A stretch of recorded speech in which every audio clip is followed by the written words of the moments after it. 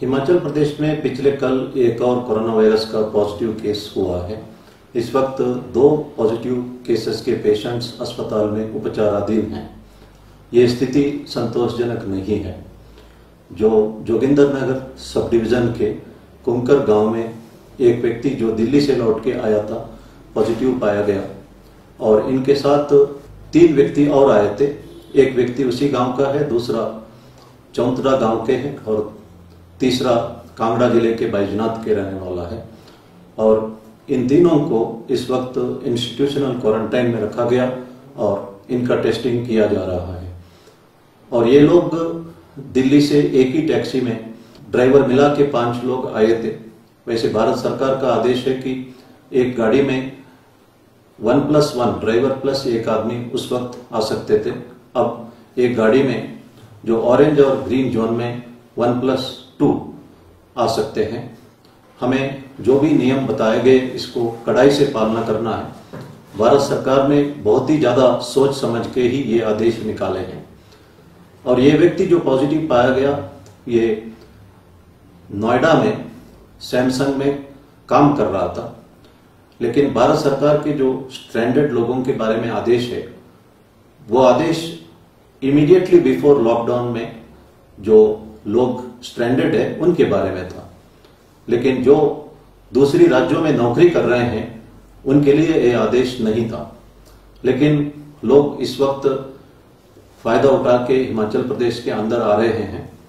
लेकिन आने के उपरांत जो हमने होम क्वारंटाइन के बारे में जो भी आदेश दिया उसका पालना करना अनिवार्य है, क्योंकि इस वक्त देश में भी हालात इतना अच्छी नहीं है।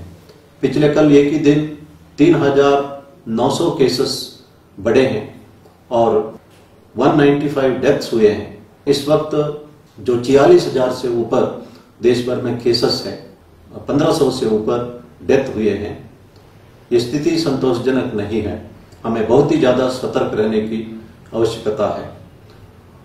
चंबा जिले में कुछ लोग प्रोटेस्ट कर रहे थे कि इंस्टीट्यूशनल क्वारंटाइन में अपने लोगों को क्यों रखा, होम क्वारंटाइन में भेजा जाए।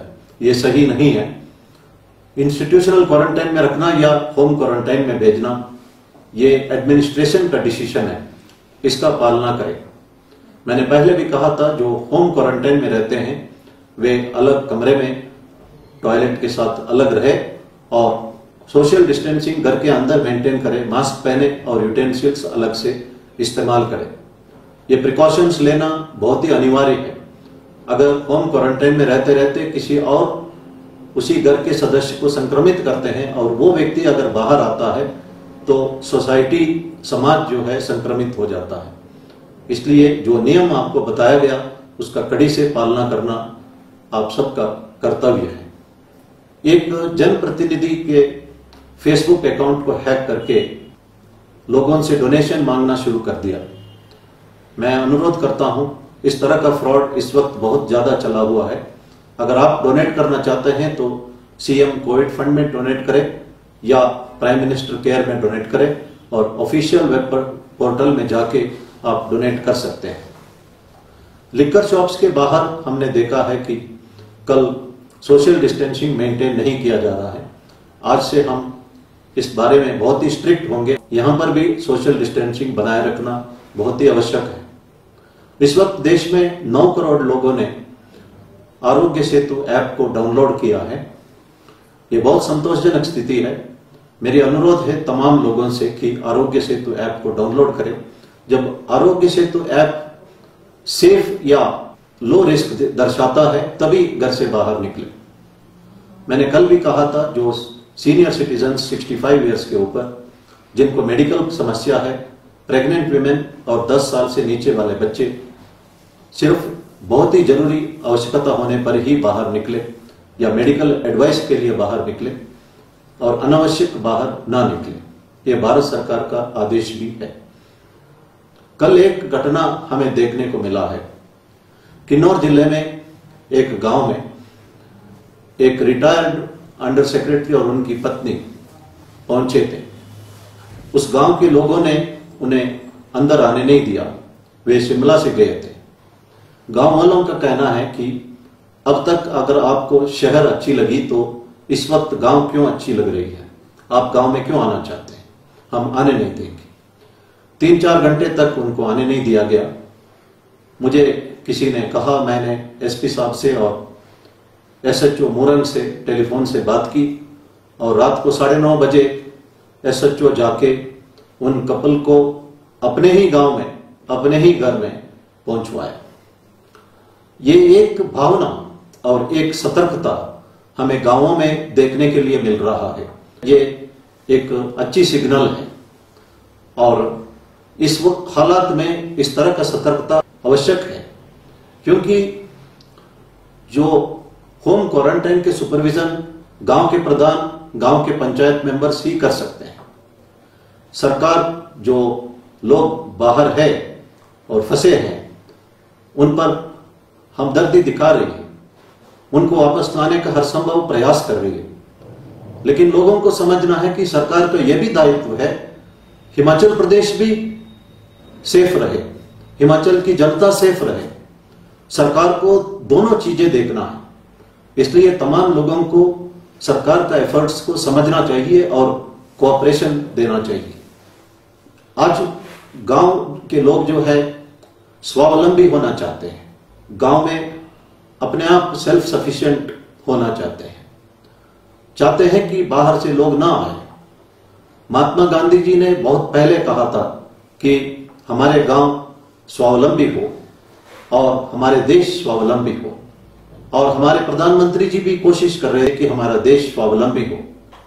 इस हालात में हमने देखा है कि हिंदुस्तान के तमाम इंडस्ट्रियलिस्ट और साइंटिस्ट इकट्ठे हुए हैं, कई तरह का गैजेट्स उन्होंने बनाए हैं, वो चाहे वेंटिलेटर्स का हो या मास्क का हो, पीपीई किट हो या मेडिसिन हो, तो देश के लोग एकजुट होकर कोशिश कर रहे हैं। ये एक अच्छा सिग्नल है। हम चाहे तो कुछ भी दुनिया के सामने करके दिखा सकते हैं।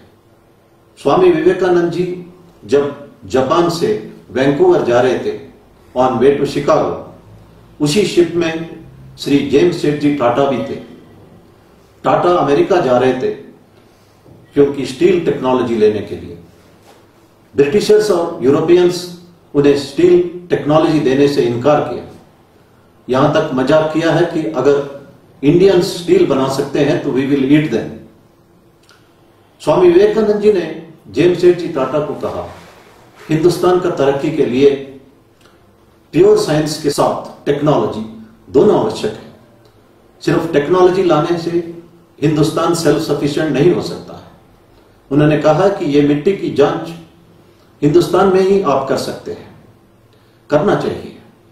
उन्होंने महाराजा मैसूर को चिट्ठी लिखी और महाराजा मैसूर ने कई एकड़ लैंड बेंगलुरु के यशवंतपुर में टाटा को डोनेट किया और टाटा ने अमेरिका से इंडिया वापस आने के उपरांत Indian institute of science Bengaluru में बनवाया।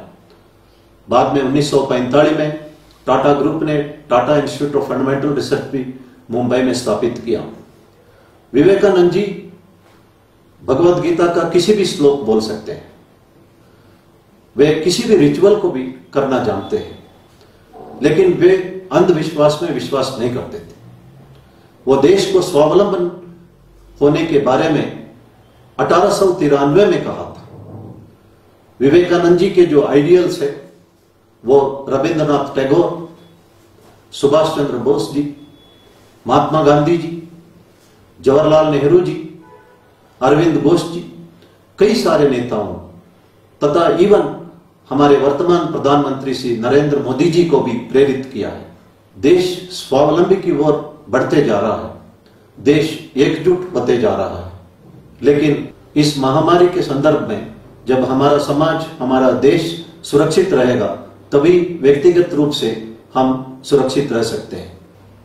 There cannot be a concept called I am safe. There is only a concept called we can be safe. धन्यवाद, जय हिंद।